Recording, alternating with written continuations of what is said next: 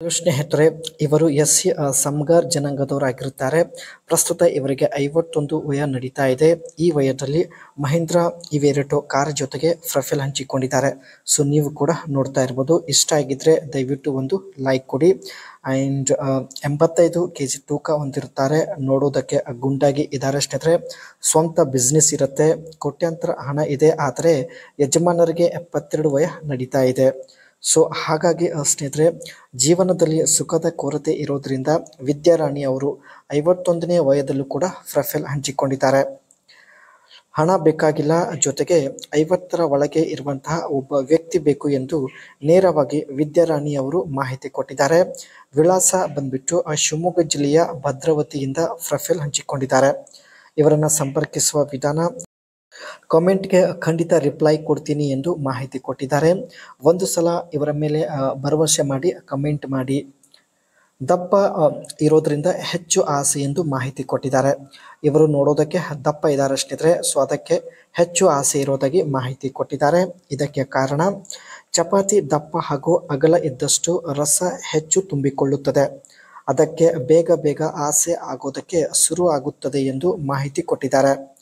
ಚಪಾತಿಯಿಂದ ಸಂಪೂರ್ಣ ನೀರು ಹೊರಗೆ ಬಂದರೆ ಮಾತ್ರ ಸಂಪೂರ್ಣ ಸಮಾಧಾನ ಆಗುತ್ತದೆ ಎಂದು ಮಾಹಿತಿ ಕೊಟ್ಟಿದ್ದಾರೆ. 51ನೇ ವಯದಲ್ಲಿ ಸ್ನೇಹಿತರೆ, ಚಪಾತಿಯಲ್ಲಿ ತುಂಬ ರಸ ತುಂಬಿಕೊಳ್ಳುತ್ತಿದೆ. ಸೊ ಹಾಗಾಗಿ ಚಪಾತಿಯ ರಸ ಹೊರಗೆ ತೆಗೆಯುವಂತಹ ಒಬ್ಬ ಸ್ಟ್ರಾಂಗ್ ಆಗಿರತಕ್ಕಂಥ ವ್ಯಕ್ತಿ ಬೇಕಾಗಿದ್ದಾನೆ. ಆಂಟಿಗೆ ಹೆಚ್ಚು ಆಸೆ ಆಗಲು ಕಾರಣ, ಎಸ್ಪೆಷಲಿ ಇವರಿಗೆ ಸ್ನೇಹಿತರೆ ಹೆಚ್ಚು ಆಸೆ ಆಗಲು ಕಾರಣ ನೋಡಿ ಇಲ್ಲಿದೆ. ಆರೋಗ್ಯವಂತ ದೇಹ ಹೊಂದಿದ್ದಾರೆ. ಆ್ಯಂಡ್ ಪ್ರತಿದಿನ ಬೆಳಗ್ಗೆ ಎದ್ದು ಎಕ್ಸಸೈಸ್ ಕೂಡ ಮಾಡುತ್ತಾಳೆ.